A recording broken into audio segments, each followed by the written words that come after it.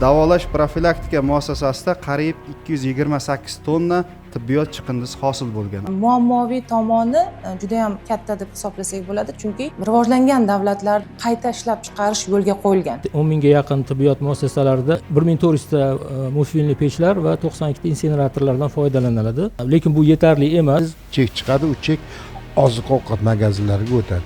Chiqindi sotib olyapti. Chiqindi sotib olib, mana qayta ishlayapti. Bo'lmaganini yoqib elektr energiya. Uyda o'sha qo'shnisidagi hamshiralarni yordamga chaqiradida va o'sha inyeksiyalarni oladi.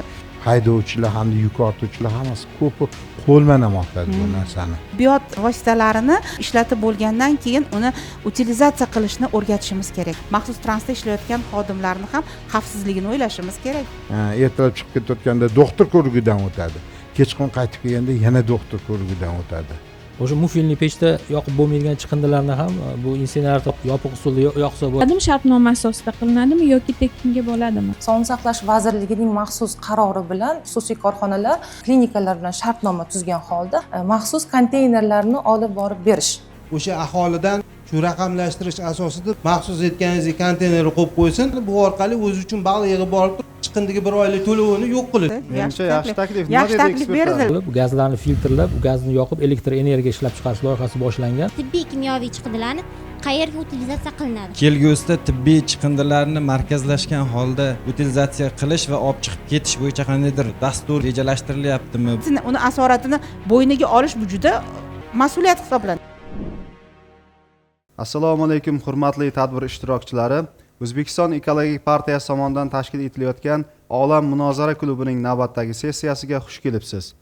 Bugungi kunda sanitariya va ekologik xavfsizlik masalalari nafaqat atrof muhit muhofazasi, ayniqsa tibbiyot muassasalarida hosil bo'ladigan chiqindilarni to'g'ri boshqarish, ularni zararsizlantirish va utilizatsiya qilish masalasi dolzarb ahamiyat kasb etmoqda. Ma'lumotlarga ko'ra, o'tgan 25-yilda respublikamizda faoliyat ko'rsatgan 12111 ta davolash profilaktika muassasasida qariyb 228 tonna tibbiyot chiqindisi hosil bo'lgan. Albatta bu kichkina raqam emas. Bu esa o'z navbatida ekologik xavfsizlik, sanitariya talablari va jamoat salomatligi bilan bog'liq yangi vazifalarni kun tartibiga qo'ymoqda. Shu nuqtai nazardan tibbiyot chiqindilarini to'g'ri saralash, tashish, qayta ishlash va zararsizlantirish tizimini takomillashtirish bugungi kundagi eng muhim masalalardan biri hisoblanadi. Bugun aynan shu masalalar yuzasidan fikr almashamiz.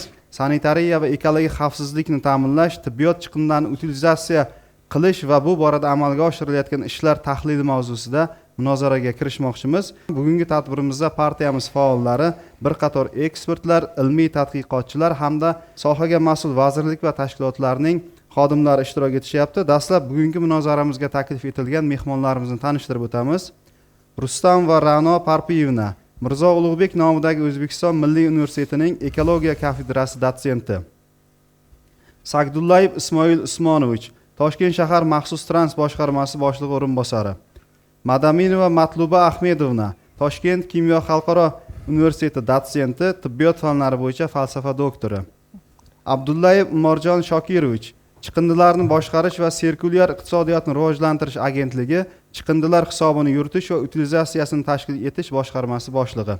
Demak, munozaramizni boshlasak bo'ladi. Marhamat. Bizda birinchi taqdimot bo'lg'usi shifokorlar tayyorgarligida sanitariya va tibbiyot chiqindilarini boshqarishning kasbiy ahamiyati mavzusida bo'ladi. So'zni Mirzo Ulug'bek nomidagi O'zbekiston Milliy universitetining ekologiya kafedrasi dotsenti Rustam va Ra'no Parpiyevnaga beramiz. Marhamat, Ra'no opa. Assalomu alaykum hurmatli aziz anjuman ishtirokchilari. Bugungi mavzuyimiz albatta juda ham dolzarb mavzu. Oxirgi 5 yilni olib qaraydigan bo'lsak, mamlakatimizda bu yo'nalish bo'yicha ancha dolzarb, ko'zga ko'rinarli ishlar amalga oshirilyapti. Endi bu amalga oshirilayotgan ishlar albatta katta korxonalarda, katta shifoxonalarda, katta tibbiyot korxonalarida bu narsa amalga oshirilyapti. Lekin ming afsuski, mana shu bajarilayotgan ishlarning orasida kichik korxonalar, poliklinikalar, ambulatoriyalar, shaxsiy hozir juda ko'p ochilgan, ya'ni o'sha tibbiyot muassasalarida bizni nazarimizdan chetda qolayotgan masalalar ko'tarilyapti. Biz albatta mana hammamiz sotsial tarmoqlarda bo'layotgan xabarlardan hammamiz xabardormiz. Mana shu partiya deputatlari tomonidan juda ko'p bu mavzular olib chiqildi va ayrim ko'zga ko'rinarli shifoxonalarda ham mana shu tibbiyot chiqindilarini utilizatsiyasi qilinmagan holatda, o'sha uyma holatda to'dalangan holatlarni ko'pchiligimiz guvohi bo'ldik bu narsalarga va ayrim bir ishchi guruhlarda o'zim ham ishtirok etdim. Ko'p korxonalarga mana shu nima uchun bu narsani vaqtida utilizatsiya qilmadingiz degan savolda o'sha moddiyatga taqalgan, shartnoma tuzilmagan, mana shu holatlarda u yig'ilib qolgan. Bizga ma'lumki, tibbiyot chiqindilari har xil bo'ladi, kimyoviy, ya'ni u bemorlarning kasalligidan kelgan holatda kelib chiqadi. Va bu o'sha uzoq muddat bir joyda saqlanib qolishi natijasida havo bilan birlashib, u reaksiyaga kirishib, albatta o'sha sog'lom insonlarni hayotiga albatta salbiy ta'sir ko'rsatadi. Bartaraf etish uchun nima ishlarni qilishimiz kerak? Asosan birinchi o'rinda biz tibbiyot oliygohlarida, tibbiyot texnikumlarida va ko'proq ularda o'qitiladi bu. Masalan, alohida kurslar bor, utilizatsiya qilish bo'yicha uni tushuntiriladi. Lekin bizda hozir juda ham ko'p o'sha xususiy o'qitish kurslarimiz shakllangan. Kursda o'qitilayotgan kichik tibbiyot xodimasi, hamshirasi bo'lib o'qiyotganlarni ham dasturlarni balki ko'rib chiqish vaqti kelgandir menimcha. Mana shu mutaxassislar tomonidan dasturlarni ko'rib chiqish va o'sha inyeksiya qilish, muolaja, tibbiyot muolajasini o'tkazish jarayonida qo'llayotgan tibbiyot vositalarini qanday qilib ishlatib bo'lgandan keyin uni utilizatsiya qilishni o'rgatishimiz kerak deb o'ylayman. Lekin ayrim kasalliklar borki, 3 kun, 5 kun, 7 kun davomida uy sharoitida ham davolanishi mumkin. Albatta uni uchun bu больницаga yotib 3 mahal ukol yo 2 mahal ukolni oladi degani emas. Uyda o'sha qo'shnisidagi hamshiralarni yordamga chaqiradida va o'sha inyeksiyalarni oladi. E'tibor berganman, tibbiyot vositalarini oddiy paketga shundoq solib, shunda o'sha chiqindi, mana shu chiqindilarga qo'shib turib va o'sha farzandlari tomonidan o'sha maxsus ajratilgan chiqindi joylarga borib konteynerlarga ag'darilgan holatlarni ko'rganman. Maxsus transda ishlayotgan xodimlarni ham xavfsizligini o'ylashimiz kerak biz albatta. Mana shu narsalarni balki biz mana hozir aholi o'rtasida tibbiy savodxonlik, huquqiy savodxonliklarni o'qitish jarayonida mana shunday savodxonlikni ham yo'lga qo'yishimiz kerakmikan degan. Chunki buni ichida o'sha har qanday qonni chiqindi holatlari yoki o'sha balg'am chiqindi holatlari yoki qonning o'sha surtmalari, bint bo'ladimi, u deb shprits, igna sistema deb olamizmi? O'zimni uyimda bo'layotgan narsa, masalan, otamlarni shifoxonaga yotqizishga imkoni bo'lmadi, chunki qaysarlik qilib yotmadilar. Uyda o'zim davolayapman. Bir kunda 2 mahal borib, o'sha inyeksiya qilyapman, o'sha 3 martadan kapelnitsiya qo'yyapman, lekin ana o'shani utilizatsiyasini qanday holatda bajarishim kerak? Chunki o'sha umumiy chiqindiga solishim kerakmi yoki alohida solishim kerak? Endi to'g'ri, bunda menda bilim bo'lganligi uchun buni alohida maxsus idishlarga solib, strechlar, lekin ko'pchilik bu narsaga amal qilmaydi. Umumiy chiqindi holatlarga tashiydi va o'sha uni tashlayotgan paytda, olayotgan paytda ignalarni qo'lga kirib ketish holatlari bo'lyapti. Insonga igna kirib ketadigan bo'lsa, biz darrov oldin qonni to'xtatishga harakat qilardik.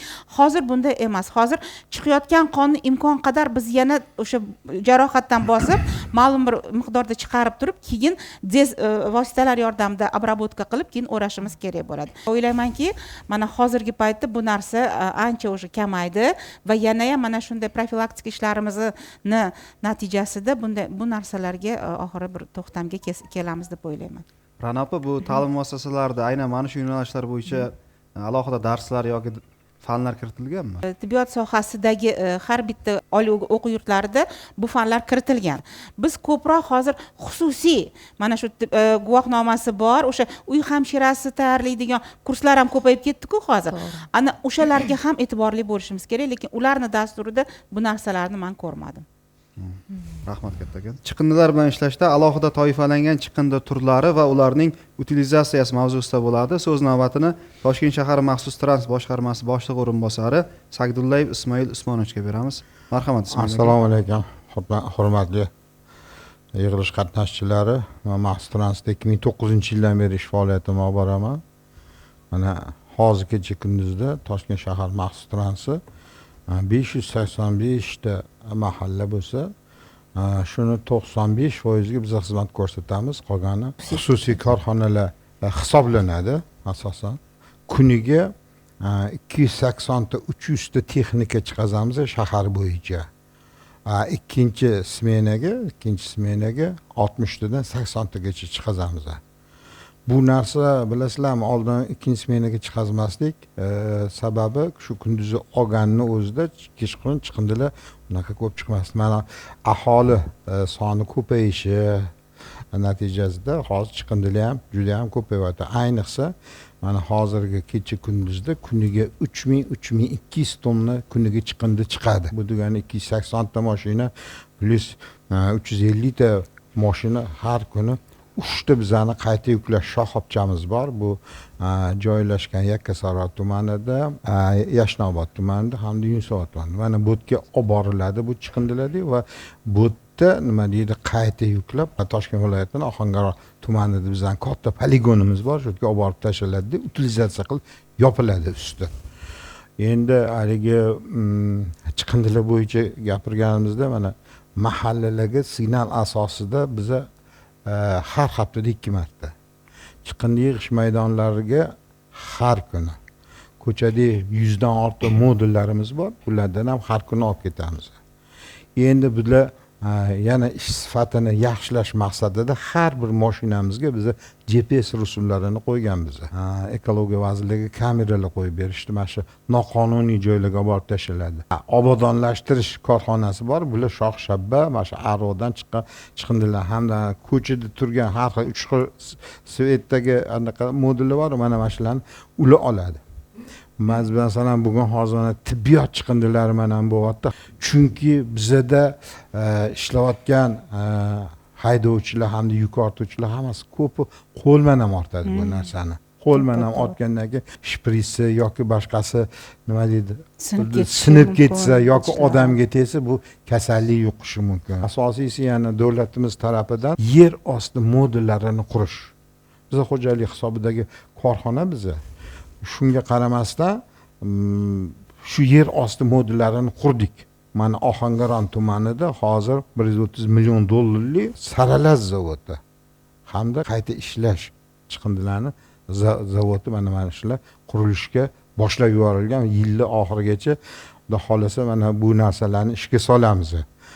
Undan tashqari eski poligonimiz bor edi 69 gektarlik. Mana bu yerda biz rekultivatsiya qilib yopdikda, yangi poligon 30 gektarlik poligon qurdik. Bu poligonning afzallik taraflari yer ostiga ham hamda ob-havoga ham hech qanaqa zararli moddalar, gazlar chiqazmaydi. Undan tashqari mana bultur 30 ta yangi texnika oldik. Hozir yana bir 10 ta yangi texnika olmoqchimiz. Keyin eng asosiy chiqindi yig'ish maydonlari, plastmassa qoldiqlari uchun, temir qoldiqlari uchun, batareya qoldiqlari uchun. Havariyalar bo'lsa kerak, bitta batareya masalan yerda tursa 300 yilda ham chirib ketmaydi. U faqat zarar keltiradi. Biz ularni alohida olib, alohida qilib, alohida joyda utilizatsiya qilinadi. Keyin har kuni masalan ertalab chiqib ketayotganda doktor ko'rigidan o'tadi. Kechqurun qaytib kelganda yana doktor ko'rigidan o'tadi. Ishchilarimiz ham nima yuk ortuvchilar, ham haydovchilar. Keyingi taqdimot tibbiyot fanlari bo'yicha falsafa doktori Madaminova Matluba Ahmedovnaga beriladi. Marhamat. Assalomu alaykum, hurmatli anjuman ishtirokchilari. Demak, bugungi mavzuyimiz bo'yicha sanitariya va ekologik xavfsizlikni ta'minlash bo'yicha tibbiyot chiqindilarini utilizatsiya qilish mavzusidagi davra suhbatimiz. Demak, bugungi kunda tibbiyot chiqindilarini utilizatsiya qilish masalasi bu juda ham dolzarb masala, chunki Sog'liqni saqlash vazirligining maxsus qarori bilan ana shu tibbiyot chiqindilarini xavfsiz utilizatsiya qilish bo'yicha maxsus farmonlar ishlab chiqilgan. Endi sanitariya epidemiologiya osoyishtalik markazi va aholi salomatligini himoya qilish markazini xabariga ko'ra, bir yilda 18,000 tonnadan 40,000 tonnagacha tibbiyot chiqindilari ishlab chiqilar ekan. Barcha respublikamiz bo'yicha klinikalardan chiqadigan tibbiy chiqindilar. Tibbiy chiqindilar o'zi nima? Tibbiyot chiqindilari o'zi asosan yumshoq qattiqligiga qarab ikkita asosiy guruhga bo'linadi. Ya'ni suyuq chiqindilar va qattiq chiqindilar. Suyuq chiqindilar biz bilamiz, o'zimiz qon, inyeksiyadan qolgan suyuq chiqindilar yoki peshob, har xil laboratoriyalardan chiqadigan bemorlarni suyuq chiqindilarini hisoblaydigan bo'lsak, qattiq chiqindilarimiz bular albatta o'sha tibbiyot muassasalarida qo'llanilayotgan har xil bir martalik shpritslar bo'lishi mumkin, qo'lqoplar bo'lishi mumkin, niqoblar bo'lishi mumkin, ya'ni maxsus kiyimlar bo'lishi mumkin va hokazo.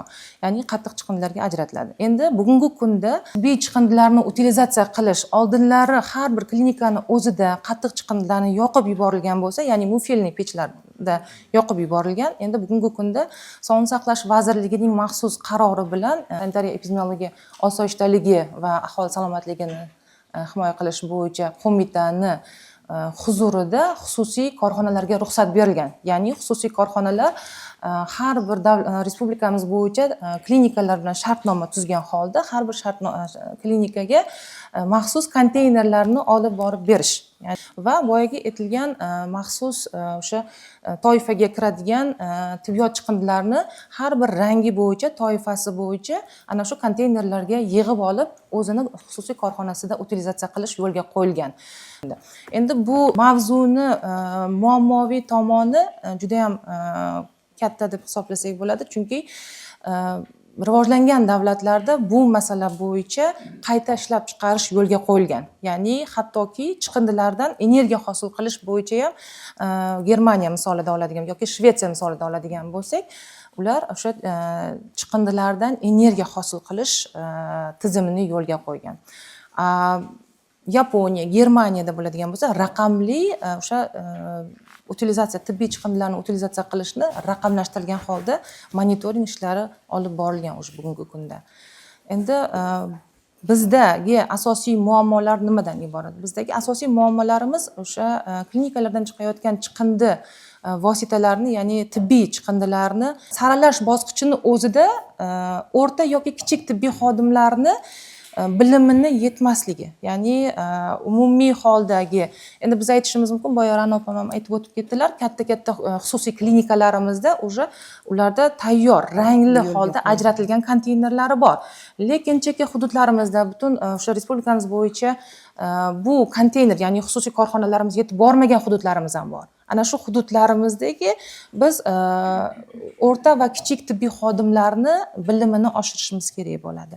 Ya'ni ularni o'sha saralash bosqichidan shprits soladigan, igolka soladigan yoki sistema yoki niqob yoki bo'lmasam shunga o'xshash maxsus kiyimlarni utilizatsiya qilish korobkalarni alohida, ya'ni korxonalar yig'ib ketishga alohida e'tibor qaratishimiz kerak bo'ladi.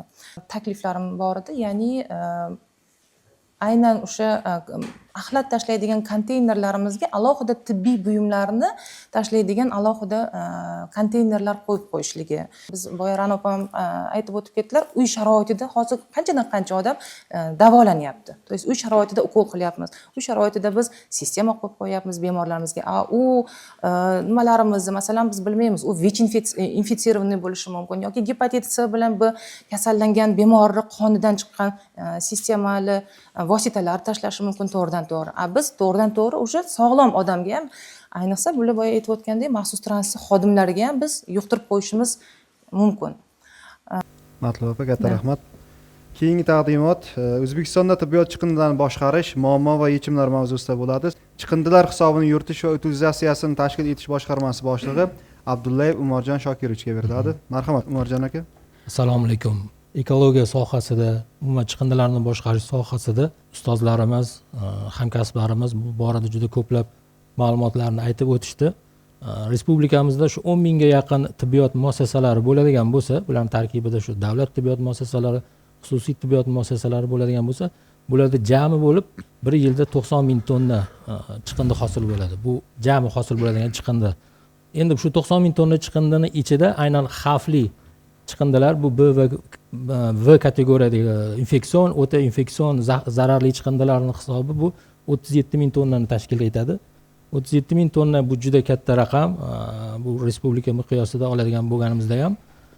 Shuning uchun tibbiyot chiqindilariga shu Ekologiya vazirligi, Sirkulyar iqtisodiyotni rivojlantirish agentligi alohida bir muammo, alohida bugun kun tartibidagi masala sifatida qarab kelinmoqda. Mana yuqorida aytib o'tdikki, 10 mingga yaqin tibbiyot muassasalari mavjud respublikamiz bo'ylab. Shu 10 mingga yaqin tibbiyot muassasalarida hosil bo'ladigan chiqindilarni utilizatsiya qilish uchun bugungi kunda respublikamizda 1400 dan oshiqroq mufilniy pechlar borligi, demak, to'g'risida ma'lumot berilgan va 92 ta inseneratorlar. mufilniy pech nimaligini oldin bir tasavvur qilib olsak o'zimizga, mufilniy pech degani bu yuqori haroratda yoqib yo'q qilinadigan uskuna. Lekin hozirgi kunda bilamizki, tibbiyot muassasalarida shu hosil bo'lgan chiqindilarning asosiy massasi bu plastik chiqindilar hisoblanadi. Umuman sintetik materiallar hisoblanadi. Aynan mufilniy pechlarda biz bu aynan plastik chiqindilarni, sintetik materiallarni yoqish uchun, yo'q qilish uchun, ularni zararsiz holatga keltirish uchun juda yuqori harorat talab qilinadi. 800-1200 gradusgacha bu mufilniy pechlar buni ta'minlab bera olmaydi. Shuning uchun hozirgi kunda butun dunyoda keng qo'llanayotgan uskunalar bular insineratorlar hisoblanadi. Ya'ni insineratorlar degani bu yopiq usulda atmosfera havosiga chiqarmagan holatda bir necha bosqichli filtratsiyadan o'tkazib yoqish uskunasi hisoblanadi. Qimmat uskuna.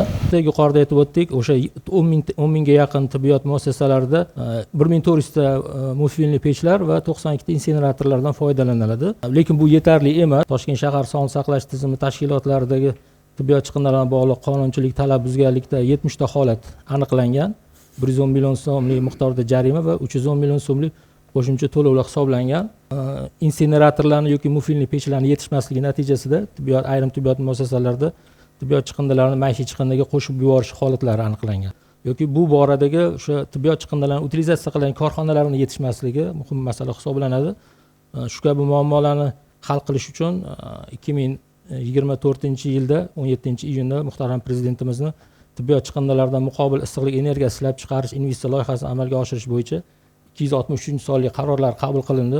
Birinchi shu tibbiyot chiqindilarini utilizatsiya qiladigan markaz bu Toshkent shahrida amalga oshirildi. Bu Toshkent shahridagi ko'p tarmoqli shoshilinch tibbiy yordam markazida qurilgan.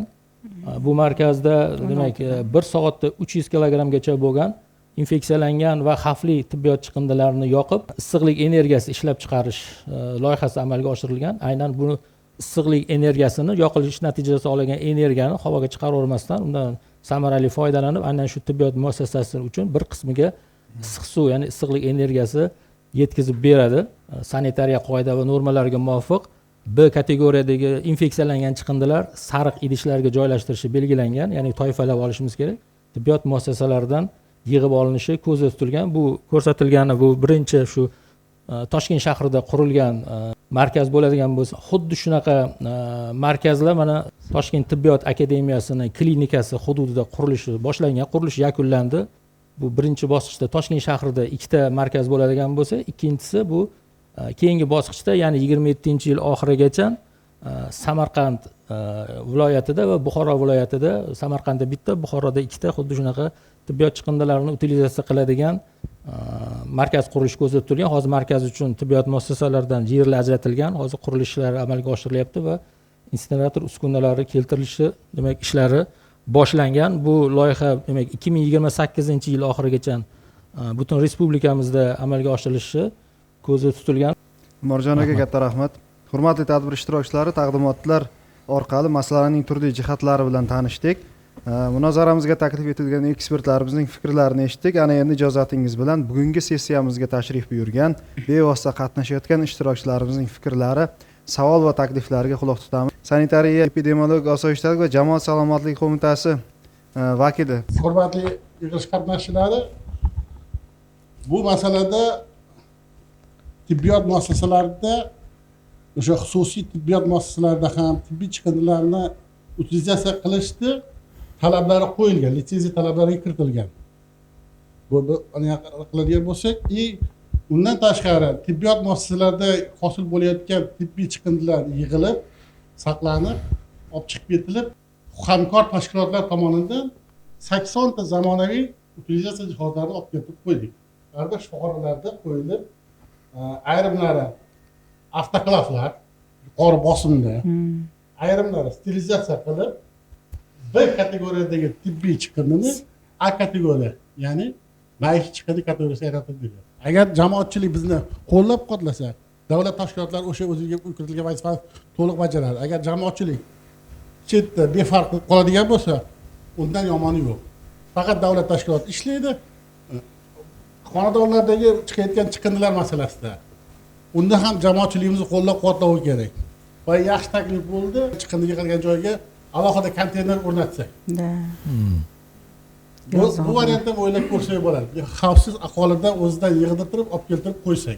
Taklifim bor edi. Endi mana konteyner yaxshi fikr berildi, lekin o'sha aholidan shu raqamlashtirish asosida biz ham o'sha dorixonadan chiqib ketayotgan dorilarni hisobini olib jamoatni rahbarlantiradigan bir shaklni yaratishimiz kerak. Ya'ni o'sha dorixonadan chiqqan dorilarni olib borsa qaysidir foizni qaytarib berish yoki Tibbiyot chiqindidan qabul qiladigan alohida punkt. maxsus aytganingizdek konteynerga qo'yib qo'ysin, bu orqali o'zi uchun baliq yig'ib borib turib qachondir misol uchun chiqindagi bir oylik to'lovini yo'q qilishmi? Menimcha yaxshi taklif. Yaxshi taklif berdilar. mana buni biza chet ellarni anaqasida mana Germaniyada, Shvetsariyada, Fransiyada, mana Yevropa davlatlarida, rivojlangan davlatlarda xuddi shu narsa qilmoqda. Ayniqsa Germaniyaga borganimizda biz ko'rdik, bu narsani Baklashka o'rganib pul keldik, boshqa qildik. Haligi baklashkalarni nima deydi, stendga tashlasangiz, ana bankomatiga tashlasangiz, chek chiqadi, u chek oziq-ovqat magazinlariga o'tadi. Bilasizlarmi, bu biza Maxstrans mana shu chiqindilar mana ishlov biza so'zi ular bizga boshqacha ko'z bilan ham qarashdida. Ular masalan chiqindi mana ham ishlash bu masalan juda ham nima deydi rivojlangan ekan, ya'ni milliarder bo'lib ketishgan ekanda. Ular Chiqindi sotib olyapti. chiqindi sotib olib mana qayta ishlayapti. Bu eng bo'lmaganini yoqib elektr energiya olyapti-da. Bu chiqindi bu tekin arzon resursda bu narsa mana masalan sekin biz ham yo'lga qo'yibmiz. Yuqoridagi taklif mana juda chiroyli taklif berdilar. 6 tami joyda masalan hozir borda shu narsa. Endi qimmatligi uchun bu apparatni sal biza anaqa qilib nima deydi o'zimiz hisobimizdan bo'lgani uchun sal sekinroq ketyapti bu. Aholi qiziqsa bir rag'batlantirish bo'lsa, aholi ham hali ariqqa u yoqqa olib bormaydi, to'xta baklashgani men u yoqqa topshiraman yoki bo'lmasa aniga olib boraman degan. Ya'ni yuqorida juda chiroyli taklif berdilar. Buni ustida o'ylab ko'rishimiz kerak. Haqiqatdan baribir moddiyatga taqaladida, shu 1 oylik, 1 yilda 1 oylik chiqindi pulini shuni o'tkazib yuborsa ham aholi qiziqadi shu narsaga. To'xta, haqiqatdan mana maxsus quti turibdi. O'sha yoqqa tashiyman, chekini aniqsam, bu juda ham chiroyli taklif bo'ldi. Mana shu narsalarni agar haqiqatdan o'sha chiqindi yig'ish maskanlarga qo'yilib e'lon berilsa, ko'paytirilsa, har bir hududda mahallalarda bor-ku hozir maxsus joylar. Ana o'sha yerlarga qo'yib turib alohida mana bu o'sha tibbiyot chiqindilari uchun, chunki hammamiz albatta bunaqa bir chiqindini tashqariga olib chiqamiz. Uyimizda o'sha korobka bo'ladimi, ampula bo'ladimi yoki sistema bo'ladimi, juda bo'lmasa shprits bo'ladimi, ana o'shani alohida paketga solinib, hisob-kitobi qilinsa, bu juda ham aholida bir qiziqish uyg'otadi va o'sha madaniyatni ham oshiradi deb o'ylayman. Rahmat. Marhamat, navbat. Jarimalar haqida edi.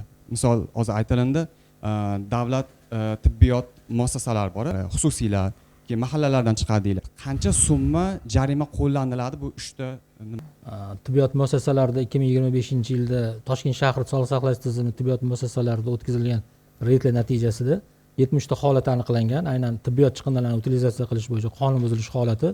Unda 110 million so'm jarima va 311 million so'mlik demak qo'shimcha to'lovlar hisoblangan, kompensatsiya to'lovlari. Undan tashqari mana ma'muriy javobgarlik to'g'risidagi kodeksning 91-moddasi bor. 91-moddasini ekologiya inspektorlari qo'llash vakolatiga sanoat chiqindilari, maishiy chiqindilar va boshqa chiqindilarni to'plash, tashish, noto'g'ri joylashtirish, yoqish, suv obyektlariga tashlash kabi holatlar bo'ladigan bo'lsa, fuqarolarga bazaviy hisoblash miqdorini 7 barobar, 10 barobargacha, mansabdor shaxslarga esa 15 barobardan 25 barobargacha miqdorda jarima solishga sabab bo'ladi. Har bitta mana tibbiyot shifoxonalarida shartnoma asosida utilizatsiya qilinadi tibbiy nimalar, chiqindilar, B klass chiqindilari. Bizda operatsiyada ishlatiladigan bog'lov materiallari borda. Qon bilan bevosita anaqa qon tegan, kontaminlangan chiqindilar. Zararsizlantirib maishiy chiqindilarga tashaladida. Bu agar insineratorlarni qo'yib o'rnatilsa juda ham maqsadga muvofiq bo'lardi va so'ramoqchi bo'lgan qo'yilgandan keyin tashkil qilingandan keyin bu pulli asosida bo'ladimi, shartnoma asosida qilinadimi yoki tekinga bo'ladimi? Bilamizki endi har qanaqa investor ham bir yo'nalishga loyihaga pul tikkanda uni ortig'i bilan foizi bilan chiqarib olish uchun olib kiradi. Buni afzallik jihati shu O'zbekistonda yo'q, mana aytib o'tdik.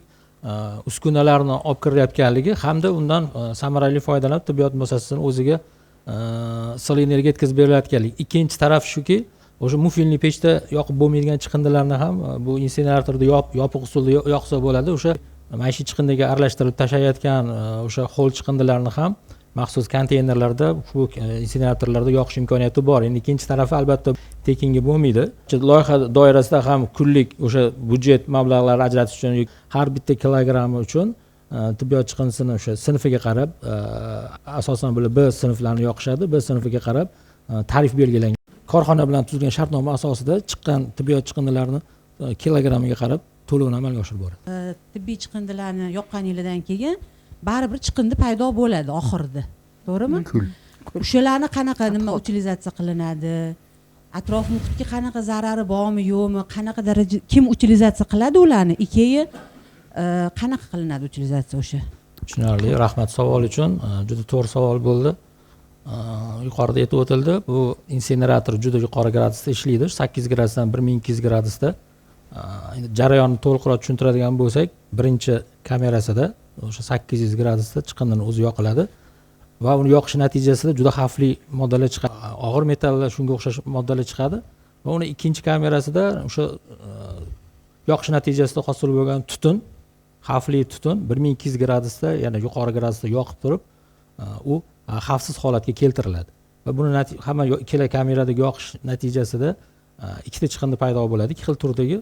Birinchisi bu o'sha ostiga tushadigan kul, o'rtacha 5% hisoblangan. Shu loyiha ekologik ekspertizadan o'tkazilishi natijasida bu kul xavfsiz deb topilgan, o'sha yuqori gradusda yoqilgani uchun va u belgilangan tartibda maishiy chiqindi sifatida maishiy chiqindi utilizatsiya qiluvchi korxonalarga topshiriladi, lekin o'sha filtrlari yuqori gradusda ishlaydigan filtrlari xavfli tutunlarni ushlab qoladigan filtr bo'lgani uchun u birinchi sinf chiqindisi hisoblanib, birinchi sinf xavfliligi darajasidagi chiqindilarni utilizatsiya qilgan korxonalarga yoki birinchi sinf xavfliligi chiqindilarini joylashtiradigan poligonlarga joylashtirish talabi qo'yilgan. Marhamat, navbatdagi savollarimiz. Hamma narsa baribir moddiyatga borib taqaladi-yu, iqtisodiyotga. Mana shu utilizatsiya masalalariga fondlar orqalimi yoki hukumat darajasidami mablag' ajratiladimi va uni qanchalik sarfi xarajatlari shaffof bizda yurtimizda? Shunga agar imkon bo'lsa. Prezidentimiz farmonlari mana bu narsaga katta mablag' ajratilgan. Oxirgi qurilgan poligonimizda hamda 3 ta qayta yuklash shoxobchamiz bor. Shu mana maxsus bog'liq. Mana bunga ham davlat tarafimizdan hali intizomli deydi, kredit deydimi, shunaqa berilgan 5%. Mana buni hisobiga biz shularni rekonstruksiya qildik va qurildi. Agar masalan yana qaytarib o'tamiz zavod to'g'risida, agar biza shu zavodni saralash va qayta ishlash yo'lga qo'yadigan bo'lsangiz, mablag'larimiz ancha ko'payadi. Yanada biz ko'proq nima deydi, imkoniyatga ega bo'lamiz yengilliklar qilish bo'yicha. Uy sharoitida inyeksiya qilish, uy sharoitida kapelnitsiya qilish mumkin emas, berilmagan. Lekin mana opam o'zlari tibbiyot xodimi bo'lganligi uchun o'zlari qilganlar, ruxsat berilmaydi. Hattoki poliklinikada qilishga ruxsat berilmaydi. Chunki uni mutaxassis qilish kerak. Endi o'sha uy sharoitida shu narsalarni qilishda hamshira kelib qiladi vrach ko'rsatmasi bilan. O'sha hamshira mana bu dolzarb tibbiyot chiqindisini paketga solib ochib ketsa, tushuntirsa bo'ladimi yoki yo'qmi?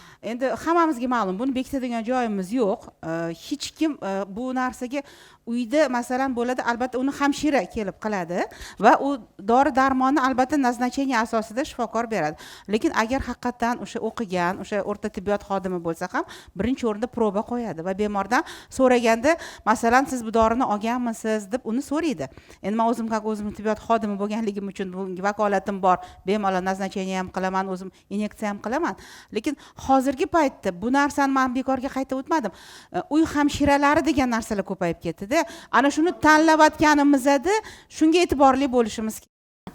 Masalan, Yaponiyada ishlatiladi, plazmoliz usuli bor, plazmatik gazlash usullari bor, ozonlash bor.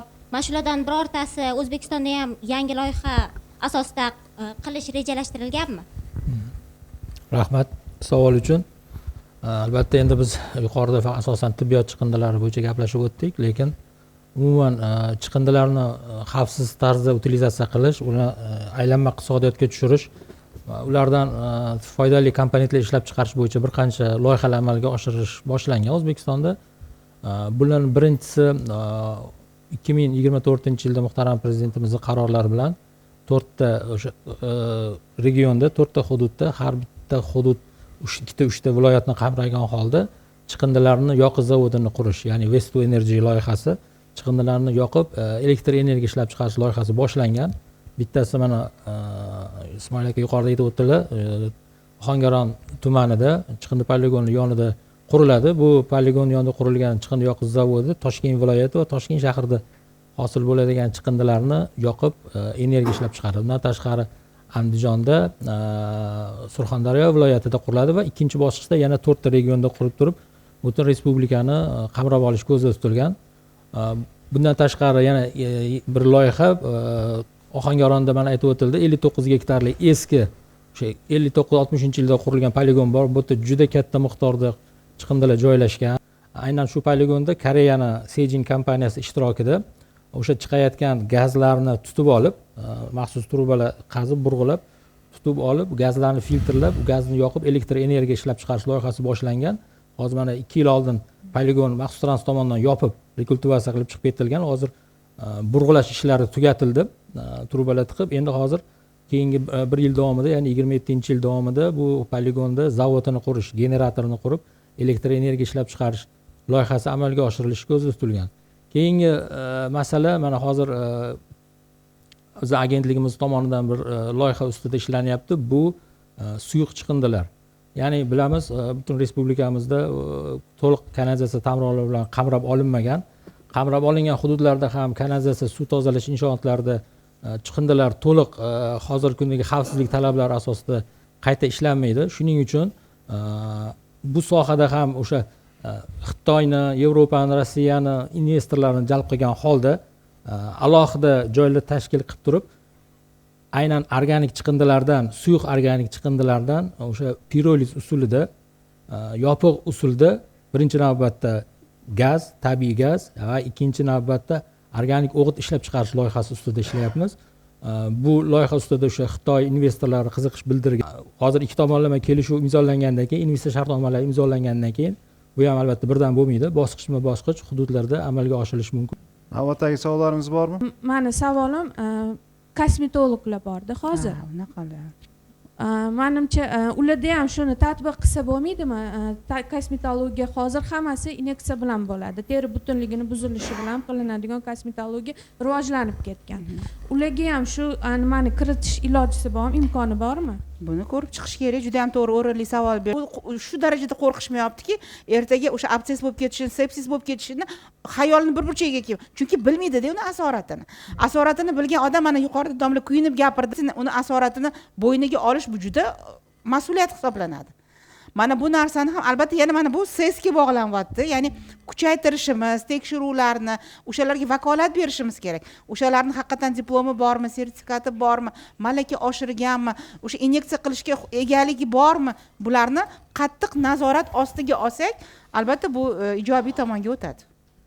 Yaponiya madaniyatida ta'limga juda katta urg'u beriladi, ayniqsa boshlang'ich ta'limga. Ya'ni bog'chalarning o'zida bolalarni chiqindilarni sortirovka qilishga juda katta urg'u ko'rsatiladi. Bizda ham shu narsani ta'lim vazirligi bilan aloqaga chiqib, bog'lanib, shu bitta loyiha tuzib, darslikka kirgizib, shu narsani integratsiya qilish imkoni bormi yoki yo'qmi? To'ppa-to'g'ri aytyapsiz. O'sha bola 3 yoshligidan bolaga shuni singdirsak, bu narsaga biz o'sha eng yaqin oral 5 yilda bu narsaga chek qo'yishimiz mumkin. Sekin-sekin faqat o'sha singdira bilishimiz kerak-da bu narsa. Oiladagi tarbiyaga bog'liq bu narsa-da.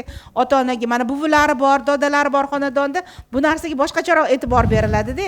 Va bolam nonni, uvog'i ham non olib qo'ygin deydi, umumiy axlatga tashamagin, bir chetkaga tashagin deydi. Va bu masalan o'sha dori-darmondan qolgan narsani alohida o'rab tasha, birovning qo'liga kirib ketmasin deydi. Buni o'sha oiladagi tarbiyaga juda katta ahamiyat bor. Juda chiroyli narsa ko'tardingiz. Tibbiyot juda katta tizim mamlakatda va bu tibbiy chiqindilarni kelajagi borasida nimasini so'ramoqchi edim. Umuman maxsus trans bilan Sog'liqni saqlash vazirligi yoki qaysi bir tashkilot kelgusida tibbiy chiqindilarni markazlashgan holda utilizatsiya qilish va olib chiqib ketish bo'yicha qandaydir dastur yo'l xarita qilish rejalashtirilyaptimi? Boya domlani savollariga qisqacha aytib o'taman. Mana bu Ohangaron poligoni 3 yil oldingi holat. O'sha 59-yil sumaylik aytib o'tdilar, tashkil qilingan kamida bir 55-60 metr qatlamdagi shunaqa chiqindi yig'ilgan 60 gektarda. Va keyin o'sha Koreyaning Sejin kompaniyasi ishtirokida loyiha amalga oshirish boshlangandan keyin 2024-yilda maxsus trans chiqindi poligonini 1 metrga yaqin tuproq qatlami bilan hozir aylantirmay turing. Tuproq qatlami bilan yopib, rekultivatsiya qilib, boyagi Sejin kompaniyasiga topshirib chiqib ketdi. Gazlarni tortib olish uchun burg'ulash ishlari ketyapti. Mana ko'ryapsizlar, o'sha 60-50 metr chuqurlikda burg'ula qaziyotganda yer ostida chiqayotgan chiqindining ahvoli.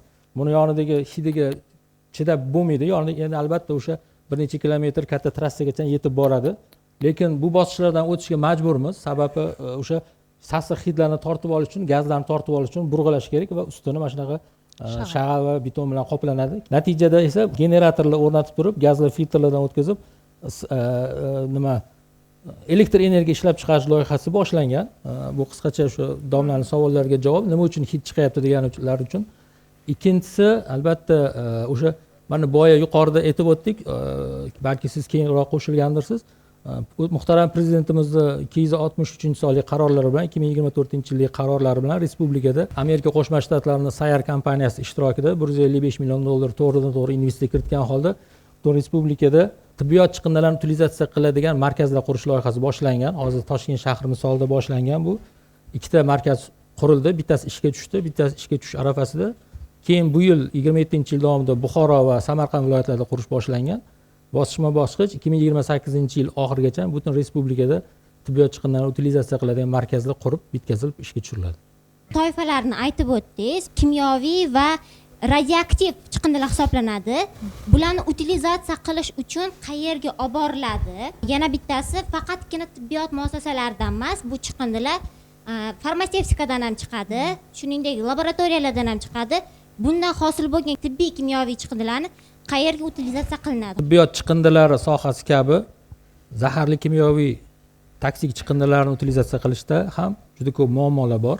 Zaharli xavfli chiqindilarni markazlashgan tarzda utilizatsiya qiladigan infrastruktura obyektlari hozirgi kunda yetishmaydi va ularni joylashtirib yopib ko'madigan mogilniklar deb o'tiladi domla, bular ham juda kam. Jizzax viloyatida faoliyat yuritadigani bor va Xorazm viloyatida maxsus dastur doirasida yaqinda qurib bitkazildi. Shunday mogilniklar bu yerda zaharli xavfli kimyoviy chiqindilar ko'miladi. Albatta ularni utilizatsiya qilib yo'q qilish imkoniyati yo'q bo'lganlari bor. Turg'un-organik moddalar deyiladi bular. Ana shunday turdagi chiqindilar bu yerga ko'miladi. Bundan tashqari radioaktiv chiqindilar aytib o'tdingiz. Radioaktiv chiqindilarni ham alohida tartibi bor. Ishlab chiqarishda, kon tog' nimalarida, zavodlarda hosil bo'ladiganlar bor. Bularni ham maxsus utilizatsiya qiladigan, ko'miladigan joylar bor. Respublikamizda Navoiy viloyatida bor, Toshkent viloyatida va bir qancha boshqa hududlarda bor. Bular hududlarda demak maxsus poligonlarda atrof muhitga o'sha radiatsiyaviy xavfini cheklagan holda ko'milib, atrofi o'sha odamlarni, hayvonlarni kirish cheklangan holda, qo'riqlangan holda saqlanadi. Chunki bilamizki, radioaktiv chiqindilarni utilizatsiya qilish imkoniyati mavjud emas. Ular o'rtacha bir juda ko'p muddatlarda, u 500 ming yillarga ham nima qilinadi, o'zidan radioaktiv nurlar chiqarib turadi. Shuning uchun biz majbur bo'lamizki, ularni faqat aholidan, umuman tirik jonzotdan ajratgan holda saqlashga. Ya'ni utilizatsiya markazlari qanday texnik ta'minotga ega? Chunki men bundan tashqari boshqa bir joyda bosh vrach lavozimida xususiy tibbiyot muassasasida ishlaganman. Ko'pchilik paytda shartnomamiz bor, chaqirilganda texnikamiz yetmayapti, yig'ilib tursin, kilogramm yig'ilsin. Biz hammamizga ma'lumki, u tibbiyot chiqindilar yig'ilib turgan sayi o'zidan gazlar chiqaradi. Qanday ta'minlangan bular texnik tarafdan va funksional vazifalariga muddat kiritilganmi? Juda bezor bo'lganman, rostini aytishim kerak. Bilmadim nimaga borib taqaladi. Shu bo'yicha savolim sizga yoki shu sohaning vakillari bo'lsa. Endi aynan qaysi utilizatsiya qiluvchi korxona to'g'risida gap ketayotganini bilmadim, chunki unaqa korxonalar ko'p. Hozir tahlil qilganimiz respublikada tibbiyot chiqindilarini utilizatsiya qiladigan 34 ta korxona ro'yxati aniqlangan. Ularning yarmidan ko'pi belgilangan tartibda ekologiya ekspertiza xulosasi olmagan. shunday bo'lsa-da ayrim tibbiyot muassasalari shunaqa korxonalar bilan shartnoma qilib ishlashadi. Bu albatta tibbiyot muassasasi ham qanday korxonalar bilan shartnoma qilyapti, uni ses bilan, ekologiyadan ijobiy ekologik ekspertiza xulosasi, ijobiy o'sha xulosalari bor yo'qligini tekshirish kerak. Chunki uni asbob uskunalari, uni infratuzilma obyektlari bunga javob beradimi, yo'qmi? Shundan keyin shartnoma qilish kerak bo'ladi. Ikkinchi navbatda albatta shartnoma qilish jarayonida o'sha tibbiyot chiqindilarini saqlash muddatlaridan, o'sha sampingda belgilab berilgan muddatlari bor. Muddatlardan kelib chiqqan holda va hosil bo'lish hajmidan kelib chiqqan holda reja grafiklarni tasdiqlab olish kerak. Albatta bu tibbiyot muassasasini asosan o'ziga bog'liq holat. Oldindan o'sha grafiklarni tasdiqlab, shu grafiklar olib chiqib ketish bo'yicha shartnomalarni qilib, shu asosida pullarni to'lab borsa, albatta istagan o'sha qayta ishlovchi korxona shu grafikka rioya qilishga majbur bo'ladi, qo'ldan kelmasa shartnomani bekor qiladi. Hurmatli ekspertlar, sanitariya va ekologik xavfsizlikni ta'minlash, ayniqsa tibbiyot chiqindilarini to'g'ri boshqarish bo'yicha amaliy jihatdan bajarishimiz zarur bo'lgan ishlar haqida to'xtalsangiz va bu fikrlarni biz yakuniy xulosa sifatida qabul qilamiz. Buning uchun sizlarga 1 daqiqadan vaqt ajratiladi. Ra'no opa, sizdan boshlasak. Asosiy xulosam birinchi o'rinda profilaktika, ya'ni o'sha targ'ibot ishlarini kengaytirishimiz. Ya'ni shu aholi o'rtasida mana shunday holatlarni keltirib chiqarmaydigan mavzularda, ya'ni targ'ibot ishlarini olib borishimiz va sotsial tarmoqlarda ko'proq kichkina o'sha 1-2 minutli roliklarni qo'yishimiz.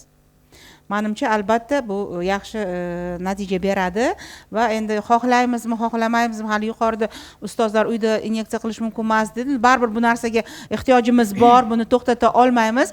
Buni faqat madaniyatini oshirgan holatda va o'sha maxsus chiqindilarni yig'adigan joylarga o'sha konteynerlarni qo'yishni va o'sha aholi o'rtasida targ'ibot ishlarini kengaytirishni taklif qilaman. Ismoil aka, marhamat.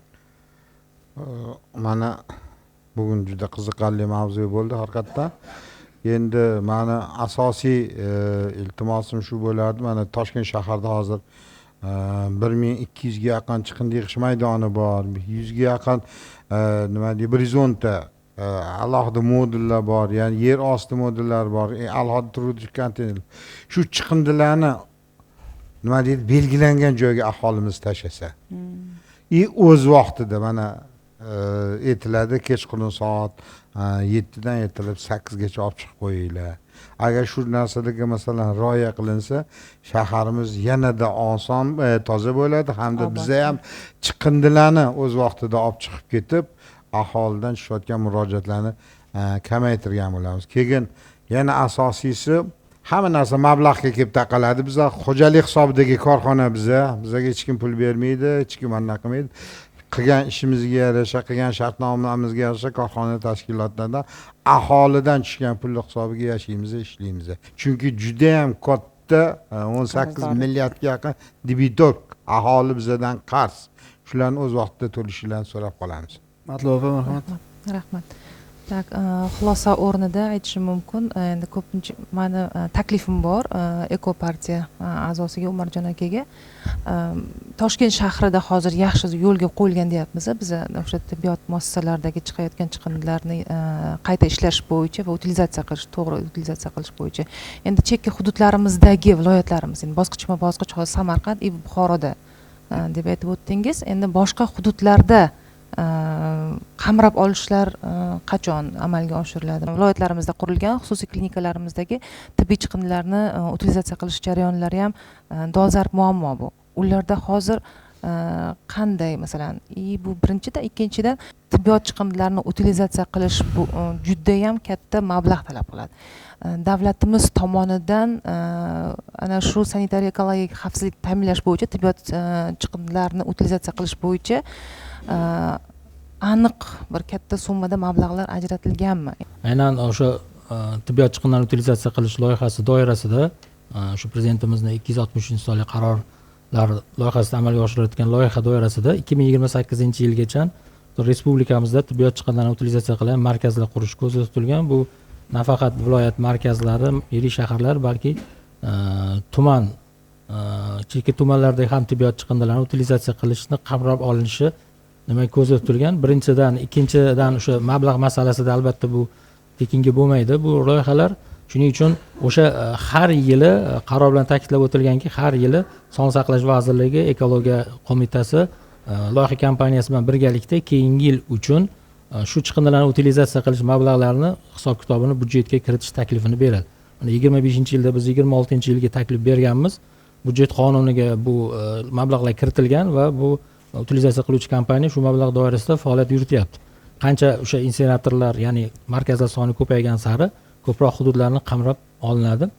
Endi mana qisqacha shu nimam xulosam shundan iborat bo'ladiki, albatta mana fuqarolarimiz, aholimizni shu demak chiqindilarni, ayniqsa tibbiyot chiqindilari bilan bog'liq holatda demak o'zlarini jonbozliklarini, aktivliklarini ko'rsatish to'g'risida aytib o'tildi. Shu bilan birga men aytib o'tardimki, mana bugungi nimamizga, tadbirimizga ham juda ko'p talabalarni ko'ryapmiz bu yerda. Tibbiyot sohasidagi, o'sha biologiya, kimyo sohasidagi, ekologiya sohasidagi ular hozir dunyoda juda ko'p nima deydi, loyihalar, yangi know-how loyihalar borda. Bu hozirgi yoshlarimiz bu loyihalardan ko'p xabardor. Bu sohadagi mutaxassis bo'lgandan keyin agar shu sohada ishlaydigan mutaxassislar bo'lsa, bizning agentligimiz doimo ochiq, yangi takliflar, yangi loyihalar, nafaqat tibbiyot chiqindilari, hozirgi bu sohaga yaqin bo'lgan farmatsevtika chiqindilari, veterinariya chiqindilari, zaharli kimyoviy chiqindilar, radioaktiv chiqindilar sohasidagi o'zlarining know-how takliflari, loyihalari bo'ladigan bo'lsa, berishsa, chunki baribir yoshlarda bunaqa takliflar, loyihalar, ilg'or loyihalar ko'p bo'ladi. Shuning uchun biz kutib qolamiz bunaqa loyihalar. Katta rahmat tadbir ishtirokchilari. Avvalo barchangizga faol ishtirok uchun samimiy minnatdorlik bildiramiz. Bugungi muhokamalarimiz shuni ko'rsatadiki, sanitariya va ekologik xavfsizlikni ta'minlash masalasi tizimli yondashuvni talab etadi. Ayniqsa tibbiyot chiqindilarini boshqarishda aniq me'yorlar, samarali nazorat va zamonaviy texnologiyalarni keng joriy etish muhim ahamiyatga ega. Shuningdek, mazkur sohada aholi va tibbiyot xodimlarining ekologik madaniyatini oshirish, mas'uliyatli munosabatni shakllantirish ham dolzarb vazifalardan biridir. Bugun bildirilgan fikr va takliflar kelgusida amaliy qarorlar qabul qilinishida muhim asos bo'lishidan umidvormiz. Tadbirimiz tugadi. E'tiboringiz uchun rahmat.